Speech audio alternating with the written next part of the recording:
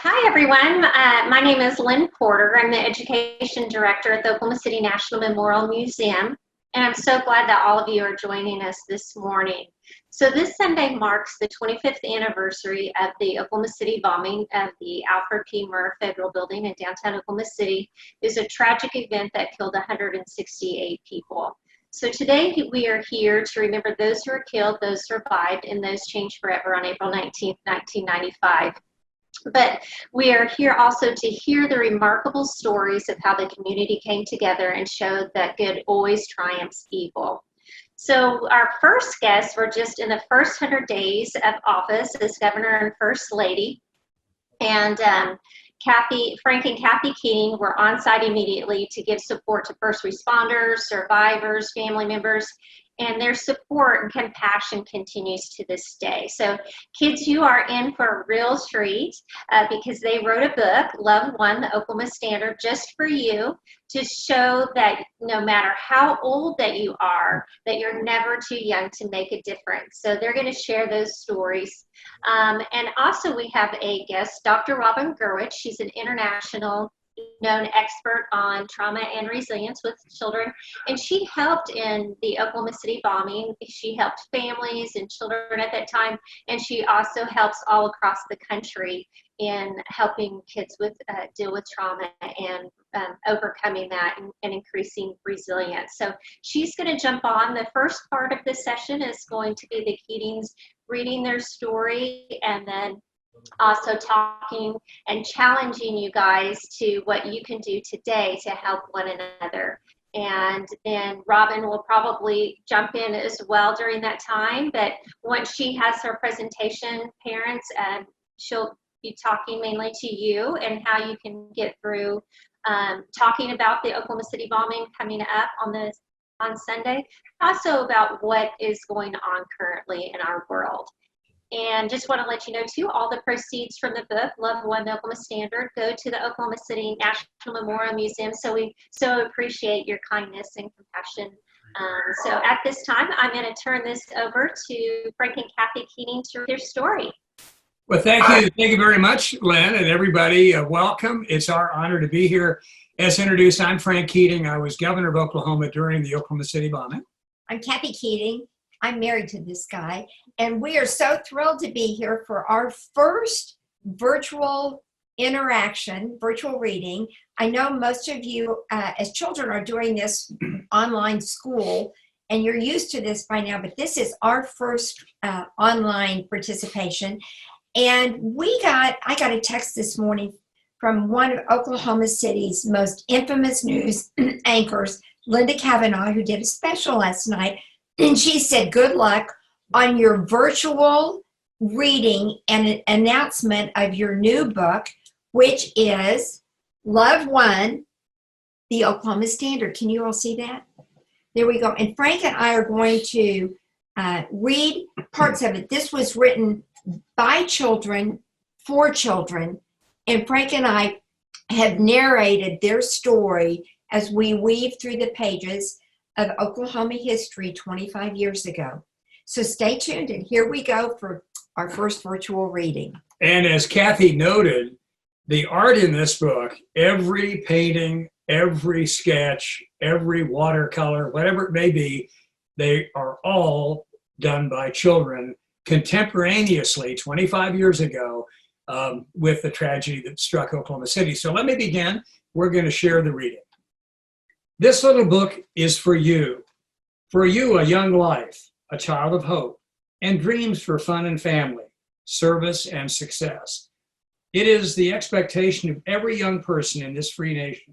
We expect you to grow, to live and to learn from others, to love your family, and to know and respect those who educate and care for you, to treat others with love and decency, to help others and not hurt them, to lift up your friends and to care kindly for those whom you don't know, other children from other places who don't look or speak or pray or live like you, to live your best life, and that life will be a life of sharing and serving and goodness. Okay, now we're going to start the book. Hold on just one second. I'm holding the book, and we're going to take turns reading it. Whoops. Here we go. Following the bombing of the Alfred P. Burra Federal Building on April 19, 1995, notes, drawings, and mementos were received from every corner of the globe. Oklahoma's capital city, Oklahoma City, sits on the prairie and on the banks of the North Canadian River. Central Oklahoma and Oklahoma City are like most places in America. Rural people, city people, old people, young people, boys, girls, different races and cultures, all learning and living together. April 19th, 1995 was a cool, crisp day in Central Oklahoma. It was 9:02 in the morning. Moms, dads, and children had finished their breakfast. Parents had left for work. Children had left for school. Right here on this picture drawn by Jessica Rule, who was a fourth grader at Monroe Elementary School in Norman, said, "Love will always win in the long run." People began to fill the Alfred P. Burra Federal Building in downtown Oklahoma City. The daycare center and the building was bubbling with laughter of the children. And then it happened. A powerful explosion ripped through the structure. The explosion shattered the building and its contents. The explosion shattered lives. Just remember that hundreds of thousands of people are praying, listening, and watching. Everyone will remember this forever, said Jessica Hogan from Glen Ellen, Illinois. First responders from across the nation traveled to Oklahoma City to help. Police officers, firefighters, doctors, and nurses all rushed to help. Volunteers from across the city, state, and nation rushed to help too. They came to rescue, recover, and console us during one of the darkest days in Oklahoma's history. And they prayed for us. Thank you for helping us with the Oklahoma City bombing. I especially like the idea that you were risking your life for others. You gave us your support and effort to this terrible tragedy. You helped others bombing victims. You are so nice to be helping Oklahoma City. Chisholm Elementary third grader Nicole Genva. A standard was set, the Oklahoma standard. Everyone helped, embracing each other and the task at hand. One of the letters says, "Dear rescue workers, thank you for working real hard to save the Oklahoma City people. I loved them very much. I hope everybody in the building didn't die. I am 8 years old," said Alicia McKay, age 8. The rescue workers were given food, clothing, shelter, and equipment, all at no charge. They never paid for anything while in Oklahoma City. They left with the same money in their pockets that they came with. He wrote over here, right here. 168 of our neighbors and friends lost their lives. 19 were children. 312 buildings were damaged or destroyed. A hole was ripped into our city. A hole was ripped into our hearts. How could we recover? The nation's children showed us the way. I know this must be hard for you, but I want you to know that people here in Illinois also share your sorrow, said Ashley Damron, a 7th grader from Illinois. From the youngest to the oldest, children from across America wrote notes of support and sympathy. They painted pictures and they sent mementos. I feel sorry for the families and everyone who are victims. I understand your life will not be the same, but you may have to learn to live with the good memories of your loved one. May God be with you, said Serini Mulligama, age 11, from Gallup, New Mexico. Thank you notes were shared with first responders. They provided comfort when we needed it the most. They gave us hope. I'm very sorry about the unfortunate things that have happened to you and every other victim of the bombing. Also, I wanted to let you know that each morning at school, me and all of my classmates have offered up a prayer for you, so possibly good things will start happening. I want to let you know that not everyone is bad, said Owen Calkins, a 7th grader from Illinois. This situation has affected people everywhere, and the only thing we can't do is lose hope. Keep your faith strong, and we'll all get through it. Signed, Diana Yossi, age 17, West Covina, California. Out of bad, good came. Dawn followed the darkness. Confidence replaced fear. Rebuilding followed destruction. And Oklahoma City began to recover. And this picture says, I love you, and we love them as well. Children who lost parents were provided free college educations. The injured were embraced by the best doctors and nurses. People started to heal. Children grew. The community changed. The people of Oklahoma City saw themselves in a new and proud light. There was a renewed commitment to our city and its citizens. The city found new life. Oklahoma embraced its new standard. The new Oklahoma City will never forget the old. The victims will not be forgotten. They remain tightly in our hearts. The Oklahoma standard, service, honor, and kindness continues today. Love one. Love one. And thank you all so very much for listening. And I want to finish with a postscript on the back that was written by Hillary Clinton, who was then First Lady. I'll show you if you could hold this up. Mm-hmm. First Lady of the United States, and she and her husband, President Clinton, came to Oklahoma City for the memorial that was held 4 days after the bombing, and President Clinton has been several times since then. And President Clinton and I were in school together, and he certainly, even though I'm a Republican and he's a Democrat, he was a wonderful helpmate during our tragedy. And continues to be so today. So her letters in part said, sometimes writing a letter or drawing a picture when you're sad or unhappy can make you feel better. Perhaps you can even send those pictures and letters to children in Oklahoma City. Thankfully, we're going to be able to help the people there, and we're going to pray very hard for everybody who was injured and everyone who died. But let's also try to help each other, and there are many ways that we can do that. First Lady Hillary Clinton. And the last picture in the book is a drawing from Clinton James Reese in the first grade. We don't know where, but it just simply says, thank you. With the American flag. And so, boys and girls who are with you and parents who are with you, we know heroism comes in many ways, shape, and form.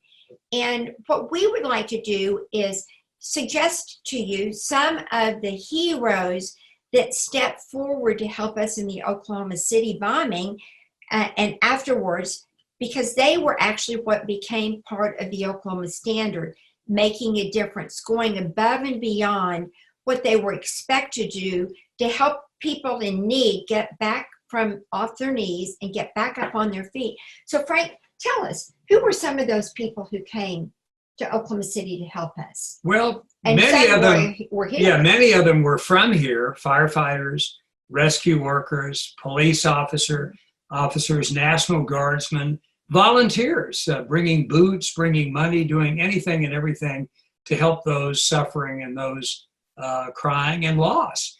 But from out of state, literally thousands of people came. It was one of the earliest of the FEMA urban search and rescue visits from all over America. They came. Again, firefighters, police officers, rescue workers, but obviously the doctors and the nurses, the healthcare professionals from the hospitals here in Oklahoma City were in the front line, saving lives and holding us while we were down.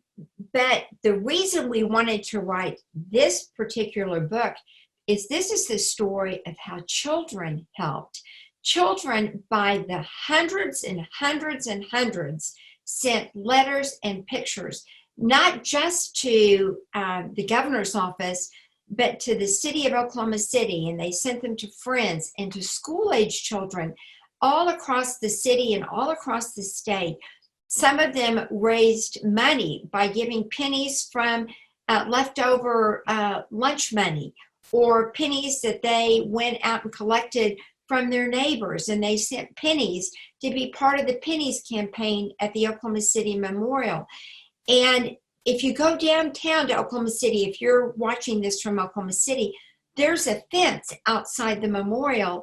They would come and they would put things of love, whether it was a teddy bear or something really special to them, and they would pin it on the fence. Some of them were letters. Some of them were special animals like teddy bears or rabbits or flowers. And they started a tradition that exists today, and the fence still stands, and people still put things on that fence that were started by not just men and women, but children from all over the city, the state, and the country. So today we're in a very different kind of situation, but very similar, that we have lots of heroes in all different kinds of duties across our cities and states, across the nation, and actually across the world, who are making a difference. And those people would be, well, the doctors. All of the above. And you know, one thing, Cathy, that we need to note, doesn't this look familiar? The rainbow symbol from the Oklahoma City bombing, with children of many different races and sexes holding hands. That's exactly what we're seeing in response to the COVID-19 tragedy. And the sun in the sky, and the sun is out, and I think that's important. So, what is some of the thoughts that you have about how the children today can help? Well, some of the things you may be doing in school already, but if you have crayons or colored pencils or magic markers or even pencils, anything to write on, you could draw a picture. You can draw a picture and put a message that's special to you, where we're thinking of you. Thank you for helping us. And it can go to doctors and nurses, people on the front lines, people who are out there taking the test to find out if people have the virus, your postman, your mailman, people at the grocery store, and even your next door neighbor who may be an older man or woman who live by themselves, and they are isolated and they don't have any interaction with anybody. Maybe you could go put a picture in their mailbox. Or we were quarantined for 2 weeks, and it was wonderful to be with my wife, but it was a little bit lonely, and for somebody to call, a family member, for somebody to leave a note in the door or a present at the front porch was so wonderful. And as you said, the older people have to stay in their homes. It's best for them and the sick people. So to leave them a message that we're thinking of you, and to send a note or a series of notes and pictures like we saw here to the mayor's office, to the governor's office, to the National Guard, to the police, the fire, and here in Oklahoma City, the hospitals. That would be so wonderful, because they would distribute them to the patients. But if you don't want to do that, Frank and I get out and take a walk every day. And if you have colored chalk or just regular chalk, any kind of chalk, only chalk though, that washes off in the rain, we find children have drawn messages on sidewalks or drawn pictures of rainbows or happy faces. And some of the messages are really, really, really special. And when we're walking, we're getting exercise for sure, but our hearts are smiling because a stranger has left a message for us to lift us up and make us feel better. Some of them are really cute and very reassuring. The sun is up. Mm-hmm. We love you. We're thinking of you, right? In chalk on the sidewalk as we were walking in the park. That really is neat. And then, of course, all of us are kind of have television or internet available through our phones or computers on our desks or whatnot. There are the cutest videos that kids are making, and some with families, some by themselves, and they're posting. Our grandchildren have done some for us, that whether they're performing a song or a dance or a poem, that are the best form of entertainment, that again makes our hearts dance, and we feel better about it. And they're snapping pictures that are kind of silly pictures and sending them, and you can share those kinds of things with your neighbors. If they're alone too, they may not have somebody doing that for them. And you know, the two people that we often take for granted, or two different groups, are teachers who are working so hard to deliver a new way of teaching you school all day, and it's extra work for them. Maybe you could do a video or draw a picture for them and send it to them saying thank you. And to your parents. And to your parents. We're blessed. We have 3 children, and hold yourself, 11 grandchildren. See right here. From 17 down to 2. These are our grandchildren. We have That's a bunch. the gang. And we love them to pieces. But if those children, and if you guys would just lean over and say, Mom, Dad, thank you so much during this time. I know it's tough, but you're helping me be current in school when the school doors open. I think that's just very, very reassuring, because the parents are really tired. And to be able to tell them how much you are grateful and how much you love them, that's very important to do. Or do something special for them. Help with, pick up an extra chore. Say, you know, I'm going to go out and help you rake the leaves, or I'm going to go out and help you plant our vegetable garden this summer, you know, from seeds, because you can order seeds and have them delivered to your house if that's what you want to do, plant a garden. And I'm going to help you take care of that. Or I'm going to help you take care of the dog or the cat, or clean the house. I mean, those are also some things that you can do, you know, to fill your days and to have fun and make yourself feel good about helping others. Because our book, this little book, is about paying it forward, helping other people do something for somebody else, because it makes you feel really, really good, and it makes them feel even better. So I think if for me as a dad, I would say, clean up your room.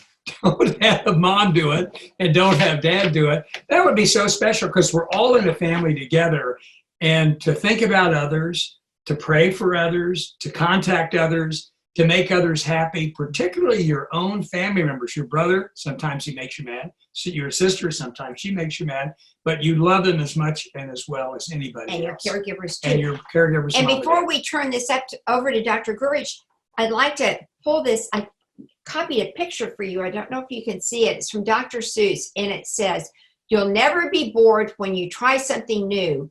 There's really no limit to what you can do." So go out and try something new and make somebody's day. We love you guys, and thank you so much for giving us And we can't wait to hear an Dr. opportunity to talk, and we want to hear the good doctor.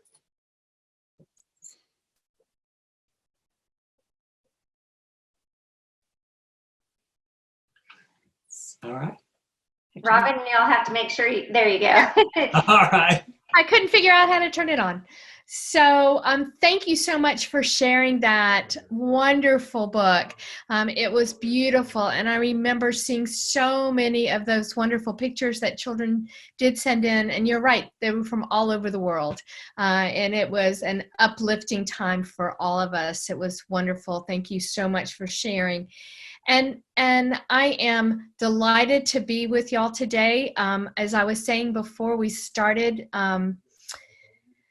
I lived in Oklahoma for 23 years, raised my daughter in Oklahoma. She's a product of our wonderful Edmond public school systems. And I will say, after the bombing in Oklahoma City, when I would travel and I would have my Oklahoma driver's license, people always asked, and I said, you know, there's no better place to be from. It was a great thing. And I think as the anniversary is coming up in a couple of days, that all of us take this time to reflect. And this is a really important time, I think, as parents and caregivers, that we can think about how do we share our values and our beliefs about what it means to be from Oklahoma and to have that Oklahoma standard. This is a really good time to talk about what happened in our state, what happened in Oklahoma City, and sometimes to start that conversation. Today is a very special day in Oklahoma, because there was a bombing in Oklahoma City 25 years ago. And to ask, what do you know about it? Because that may give you some information about where they're starting from. What do they understand? This is a perfect time to actually maybe sit down and read with them together, Love One, to be able to jumpstart that conversation, to ask them about any questions that they may have. And I noticed somebody wrote in about what happened to the truck and what happened to the person that did this. And to answer those questions at a level they can understand that, yes, a truck blew up. And the person that did it, the good news is that our police were able to catch him, and our people in law enforcement and the courts made sure that he could never hurt anybody again, and he is no longer with us. And so that man doesn't exist. And from Oklahoma, the love, though, that we had for each other does. So it's a really nice time to talk about what happened in Oklahoma City for children of all ages. It's a great, I'll give a plug to the National Memorial Museum. It's a wonderful time. We can't go out and visit. I really miss being there with you, but to take a virtual tour. Get online with your family, take a virtual tour, look at the virtual Hope Trunk from Oklahoma City, and talk about that with your children. And I think it's a nice way to tie that into what's happening in our world today. This is different than anything else we've ever experienced. Just like Oklahoma City, really, we were very lucky, had not been a common occurrence ever in the United States. And so it gives us a chance to talk about where we are. If you haven't had the conversation with your children about what do they know, how do they feel about COVID-19, start the conversation. Take a deep breath and say, tell me what you think about all this. What do you know? Again, starting where they are. If you have a teenager, best question, because they'll say, everything's okay, right? That's how teenagers communicate. But maybe to say, tell me what your friends are saying, so you know what is being talked about and discussed, so you can validate how they're feeling. Some children are scared and anxious. Some children are very worried. Some children are angry. I don't get to graduate from kindergarten like I planned, or have the dance recital that I worked for a year on, or a birthday party, or graduation. And those are real feelings that we need to acknowledge and to validate. And I think it is amazing to me talking about Oklahoma City, which can be difficult, and ending as our governor and first lady talked about, with that hope and kindness, talking about COVID-19 and coupling that with some sense of hope and kindness. If you can have the conversations that are hard, whether it's these events or anything else, you're telling your children, I can talk about the tough things. And so you're setting the stage that if there's bullying, or if there's a peer pressure or other difficult challenges they may face, hey, my mom, my dad, my grandma, whoever takes care of you will be there to talk to you about that too. And I think that is so important. I think right now we are all experiencing togetherness. Lots and lots and lots of togetherness in our homes.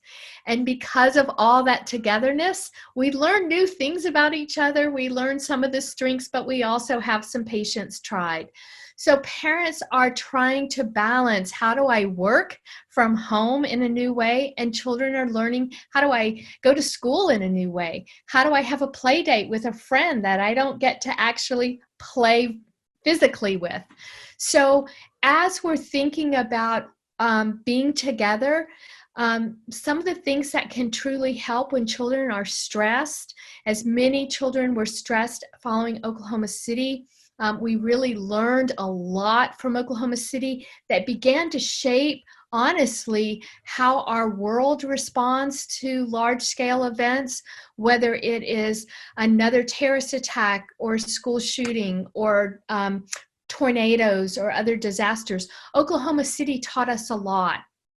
So it's a wonderful beginning point of discussion. I think it is important to remember that when children are stressed, you're going to see some different things, and it certainly will be different by age. But you may see things like more meltdowns if you have little ones, more meltdowns or temper tantrums. They may be more clingy. If you thought you couldn't go to the bathroom by yourself before, well, forget it now. I mean, there's just no way. So kids are all right there. Teenagers, even though they want to be by themselves, you'll be surprised how often they just need to come by and just see what's going on. Open the refrigerator, even if they don't take anything out because you're there. That need to be connected is higher when we're stressed. But some of the things you also will see is that children may have a harder time with their behaviors. And it's not that they're trying to make you upset. It's not that they're purposely stepping on last nerves. But when children are stressed, they show it in behaviors. And sometimes what you'll see as they're learning in school, all of us, think about yourselves, your attention and your focus and your concentration and your memory. I can go shop early for seniors now, but so I could blame that. But I think we have to remember that our children may have a harder time remembering things too. And so even if they always did a certain chore, right now they may need a little bit more support and reminders, because I truly, truly am having a harder time. In school, if they did really well before, recognize that I may be trying as hard as I can, but I've got to learn a completely new way. I've got to learn online. I've got to learn through workbooks and packets, very different. So our ability when we're stressed, grown-ups too, to learn new information quickly and easily is harder. So they may need a little bit more help from you or a little bit more time.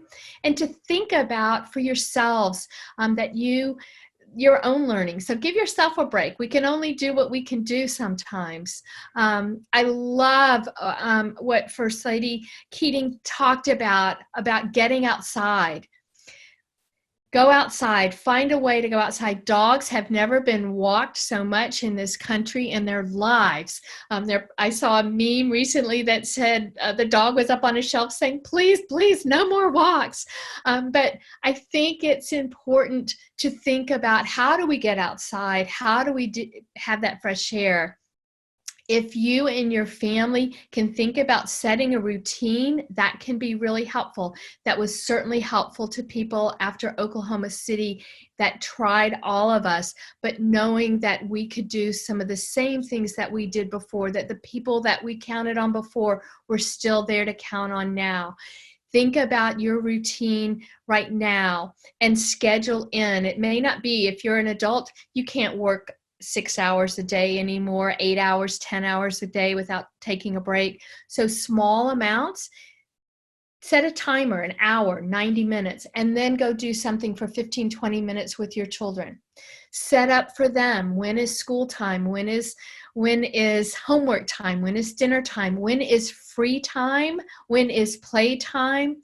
And for everybody, when do we all have time for quiet time? When do we all have time for alone time? Because that's important, not only for us as adults, but for our children too. Build that in. That can help tremendously, as we know. You know, when I think about the Oklahoma standard of service and honor and kindness, those qualities can be applied now. And I'll add one more that I always think about from Oklahoma is strength, incredible strength that happened. And so as we think about the Oklahoma standard, one of the things that we know that helps children become more resilient is knowing that I can do something too, as you both talked about. And so talking with your children and your teens, what would you like to do? And helping them understand, because this is a scary time and they may be angry. How come I can't go outside and play with my friends? Because you're doing something important. You're staying home to make sure that we stay as healthy as possible. That's helping. What can they do? I love the ideas that you provided about letter writing and chalk drawing, or bringing up trash cans for an elderly neighbor, or putting a secret note into a neighbor's mailbox. That's just incredible. Writing letters. I know that we received so many letters for first responders, for the helpers, for others, and that would lift us up every single day. So as so many people, from the grocery workers to the mailmen, to our doctors and nurses and first responders are doing now, those notes mean more than you know. If you're baking with your family, think about putting some in a little baggie and leaving that for a neighbor, something that says, hey, I'm building up your strength too. And I love the way that you talked about having children turn to their caregivers and say thank you. I think it is also important, it's a full circle for parents and caregivers to turn to their children and say, thank you for playing so nicely with your sister, or I appreciate that you cleaned your room. I know it seems silly. Why should we have to tell our children thank you for something they should already do? But remember, when children are stressed, I don't remember all those things. And so by you pointing it out, it helps put it back into their routine.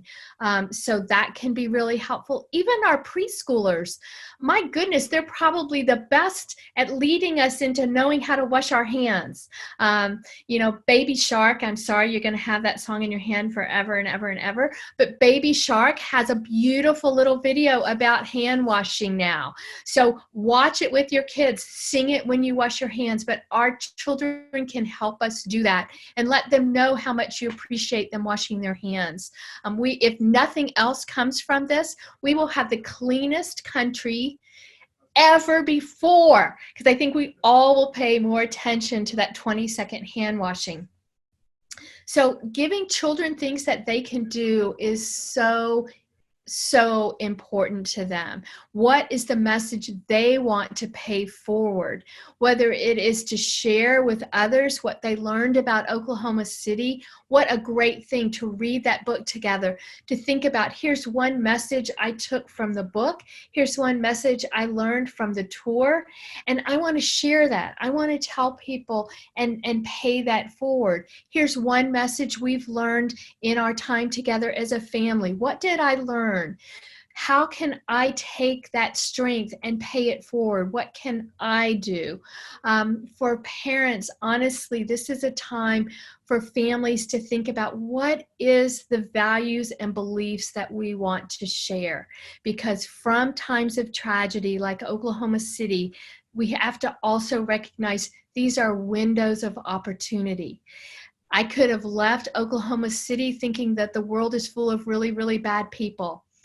But if I heard the belief that most people in this world are really good and caring and compassionate, then I treat others differently and I see the world around me differently.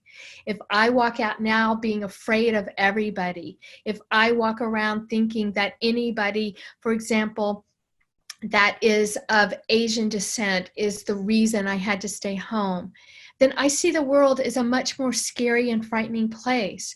But if I can see how we all have come together, whether it is, in New York City, where they go out at 7 o'clock every night and bang pots and pans to tell workers out there, we appreciate you. Whether it is in Durham, North Carolina, where I'm from, that neighbors are putting stuffed animals in windows so when families take walks, they can count how many bears, or they can play games of I Spy. Communities are becoming so creative. Let your children think about what do they want to do that's creative too, and move forward. I think we do need to be creative. A friend of mine's daughter just turned 6. She was incredibly disappointed not to have her birthday party, right? So her mother contacted all of the friends, and at a certain time, her daughter went down to the end of their driveway, and here came a parade of cars with messages, happy birthday, in their window. So she knew that her friends remembered her. And they'll celebrate her birthday on her half birthday. So how do we want to celebrate these big events? What do we want to do for graduation? I see that sports heroes and other famous actors and actresses and songwriters are all recording graduation moments, graduation speeches. Think about who your favorite is, find them. I'm sure they probably gave words of encouragement. Let them be your personal graduation speaker. But what are we doing? How can we let people know? Right now, staying home when you have young children and not being able to visit grandma and grandpa, that's really hard. They're important parts of our lives. I look at your beautiful picture 11. My goodness, how blessed you are, and how hard it must be not to be able to wrap them into hugs. But thinking about how can we make sure we communicate, and Zoom and Facebook and other kind of platforms. But I'll tell you what, please remember that although your young children, I mean teens, they're teaching us, right? I mean, they're helping us learn how to navigate the new technology, so they can talk and FaceTime and Instagram and whatever words I don't know with their friends all the time. But remember, for our young children that may not be able to do that, it's important for us to figure out how to help them see their friends virtually. Even preschoolers, knowing that my friend Johnny is still out there and I can see him and talk to them and tell him a game I played or show him something I made with Legos, can be super important. So helping those connections. We know that of all things that can predict who's going to be resilient, there are 2 big ones. One is connections. Connections, connections, connections. We definitely learned that in Oklahoma City. My goodness, there was no one that wasn't connected to someone else. And we made sure we grew those connections. I think it's also important, what we know is if you have a single caring adult in your world, you do better no matter what happens. Be that single caring adult for your children. Let them know you're there for them. That is so important. And as we help others, we do better. So again, what are we doing? And it is okay. I just want to make a quick comment, because as adults, you know what? If you're not stressed, then honestly, I think you are absolutely alone in that one. I think there's not a person in this world that has not experienced a little bit more stress than they're used to. It's okay. That's normal. That is so normal. So give yourself a little bit of a break. Be patient with yourself. And it's okay to tell your children honestly, you know, sometimes I wish I could go be with my friends. Sometimes I wish we could go out to a movie again. Or sometimes I get upset. That's okay to share with your children, but that alone is probably not enough. It needs to be paired with, but here's what I know we're doing. I know that staying at home is keeping people safe. I know that washing my hands is keeping our family as safe as possible.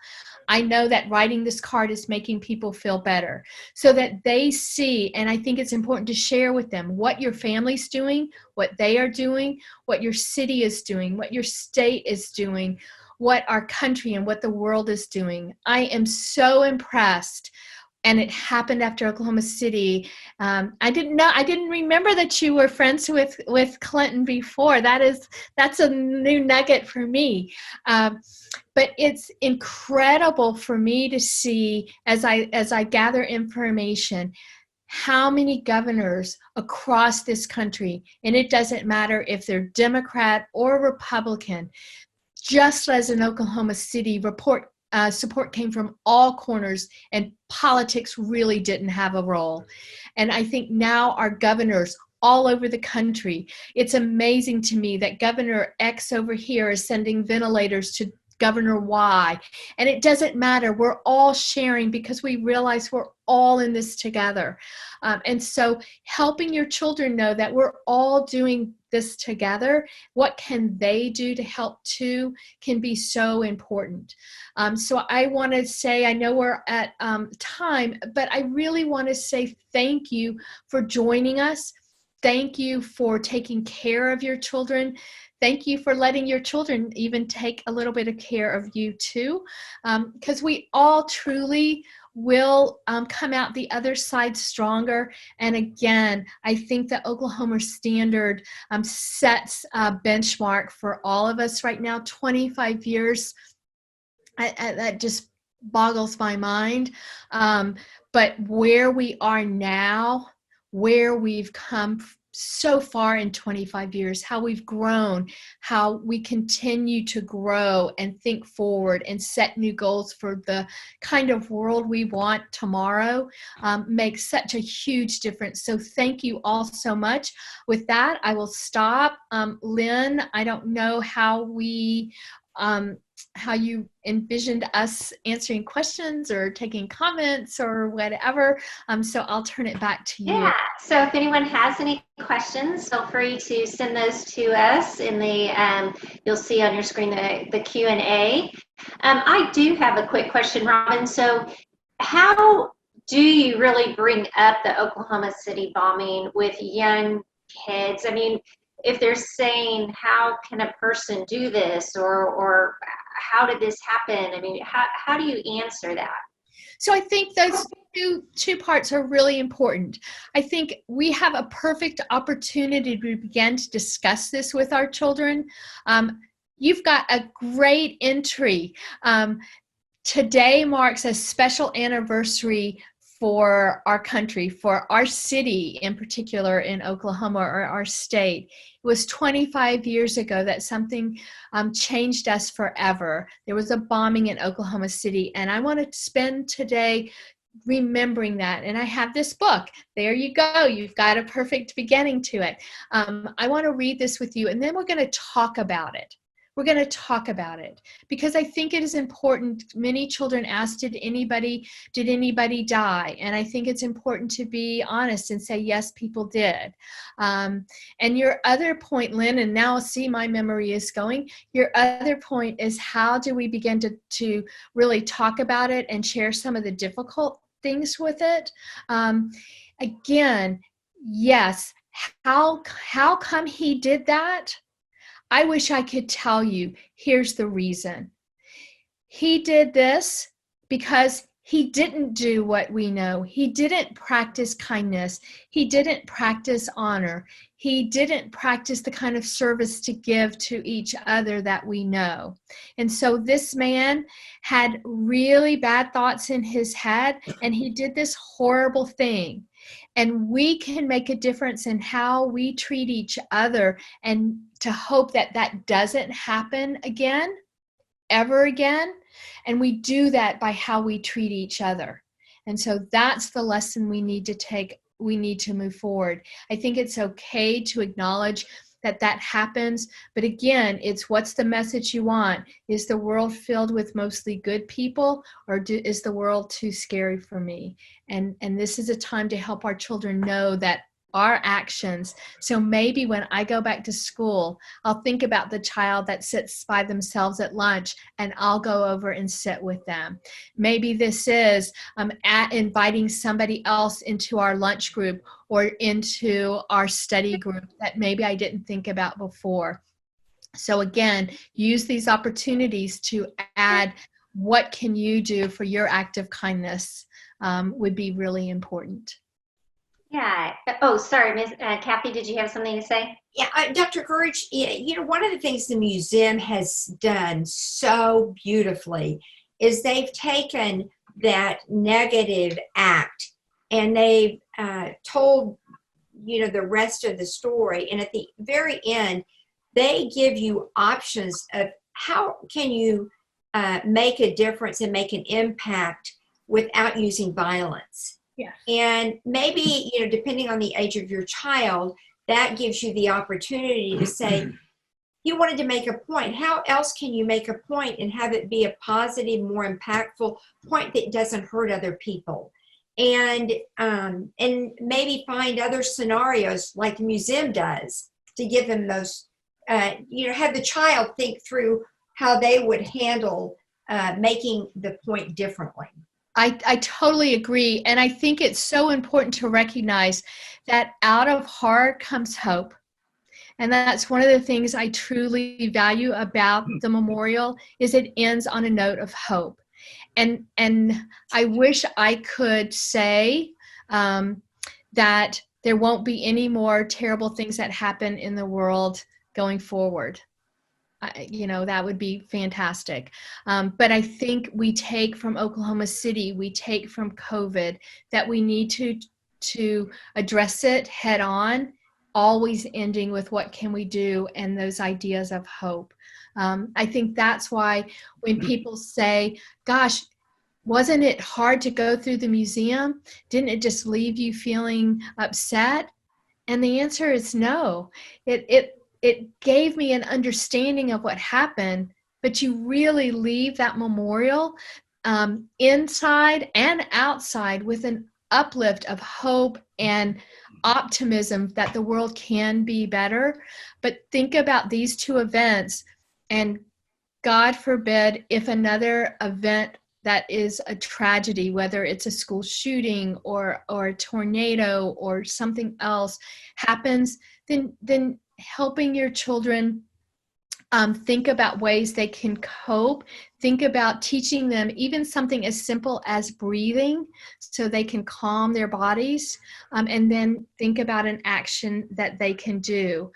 There are wonderful resources available that we have put together for families with their children, and I'll make sure that I get those to Lynn, and maybe she can link them to some pages, but there's some really fantastic resources we've put together specifically for families of all ages, and they're free and they're available to you.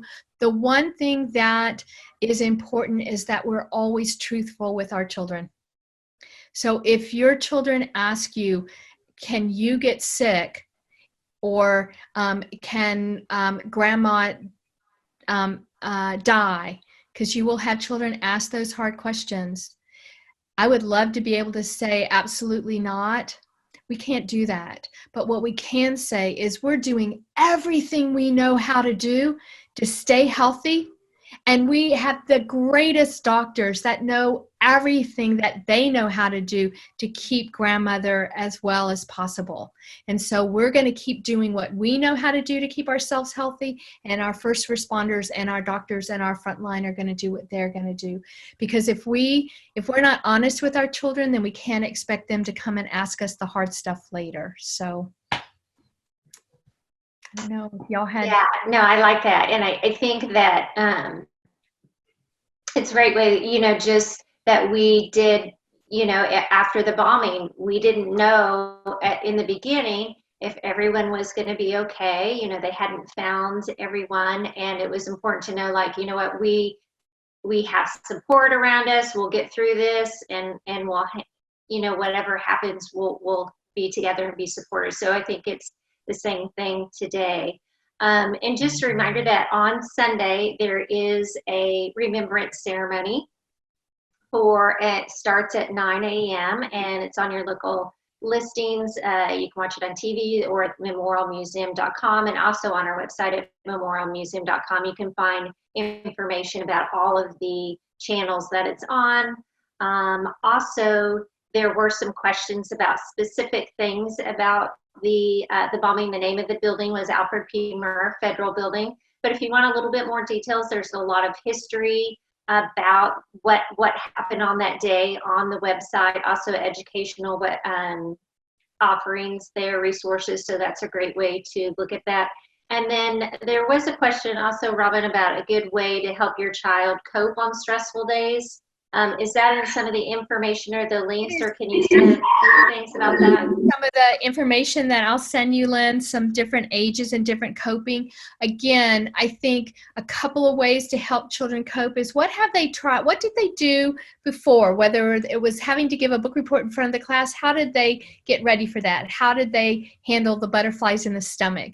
And connecting them to strengths they already have. This is a really good time to think about, from coping, to think about a positive thought that they can have. This is a time to teach them about relaxation and breathing. This is a time, sometimes children cope because they've got all this pent-up energy and it's just weighing down. So get up and dance your sillies out for just a little bit, or take a walk and get some fresh air.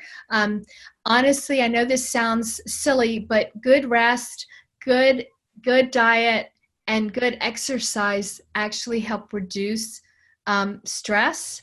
And a schedule, like we talked about before, can be truly helpful, that I can count on this. It is so important that you have those times with children every day. I know you're thinking, oh my God, I'm 24/7 with them. But those dedicated times, that this is our special time you pick for the next X amount of time, we're going to do something that you choose. So they get to be the decider, whether it's to watch a movie or to read a book together or to take a walk or to do a puzzle, something that they feel that they have a little bit of control of can be helpful. But yeah, Lynn, I'll make sure I send you the resources for parents, and there's lots and lots and lots of ideas in them. And real quick, I wanted to ask, Frank and Cathy, you all were under a tremendous amount of stress, and it was emotional, I'm sure, for you after the bombing. What did you all do to kind of help you through those tough days? Well, that's a great question, because there was no science to it. And a number of those people who were killed were friends or acquaintances of mine. And it was just very, very jarring. I had a full-time job and I obviously went back to it. But knowing, and it's a point that Robin made, that we had the finest, I'm a former FBI agent, the finest law enforcement community helping us. The sheriff captured the person who did it. And as a former United States attorney, we had excellent prosecutors, and he's no longer with us. So justice was done. But our big challenge was, money had come in spontaneously. So what do we do? Stress. But how do we? Yeah, but my stress was the result of all of these wonderful people who lost loved ones, and children who lost their parents. Those kinds of things we resolved. And I think what reduced the stress was that we were doing things that we knew would make a better tomorrow. And the other thing is we, when we did this book, Love Won, the Oklahoma Standard was set by all the hundreds of people who came to help us. And we had the opportunity and the experience to interact with most of them, many of them, not most, but many of them. And when we talk about paying it forward, when these people are helping others and you feel like you're working with them to help them, whatever it is you're doing, that is a stress reliever. And putting on the memorial service, focus me on the positive of doing something for other people. And, writing a book about the bombing, telling the stories of what Oklahoma had done. Oklahomans, it was the Oklahoman story. But make no mistake, in our private moments, there were often tears between the two of us, shared moments of grief, of hurt, of devastation. And then what do we do to go forward? We take a big, deep breath, we put on our clothes, and we go back out again. But stress was real. And I think it is now too. And so it's okay to have those moments. I think as adults, we need to have another adult that we have those those really stressful moments with, rather than our children that we share are overwhelming. So I love the way that you talked about you had each other, then you went forward. It's not that our children can't see us cry and be sad, but then they also need to see us pull ourselves together again and be able to move forward.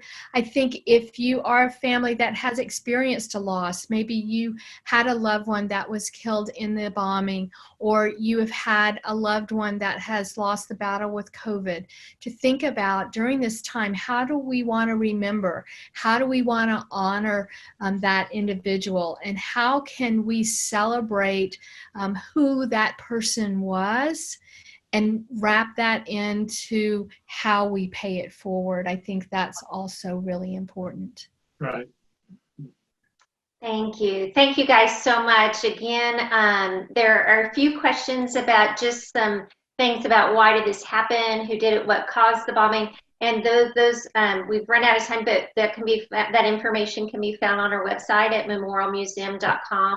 We want to thank you guys so much, Dr. Robin Gurwitch and Governor Keating and Cathy Keating, and thank you guys again so much for spending time with us today and sharing this important message of hope and resilience. I hope that you do. Again, the Love One is available on our website. You can get that on our website, and the proceeds, again, go to the Memorial Museum. So we thank you for that. So I hope all of you stay safe and healthy. Again, tune in on Sunday at 9 a.m. to honor those that were killed, those who survived and those changed forever. It's a very powerful ceremony. We're sorry that it can't be on site this year, but again, we are trying to keep everyone healthy. But we really hope you join us on Sunday morning. So thank you again, Dr. Gurwitch and Keating. Thank you. Stay well.